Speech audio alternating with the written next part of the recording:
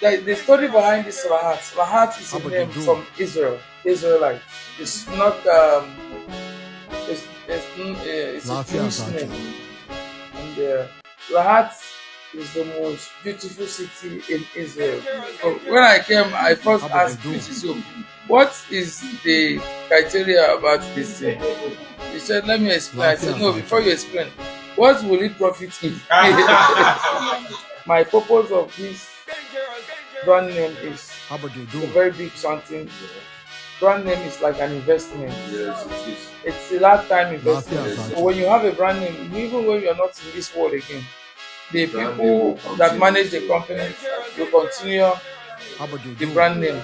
You've been doing so great in your business, in the corporate world. You are a philanthropist. If you enter Lagos State, Rahat, for Lekki to Iko.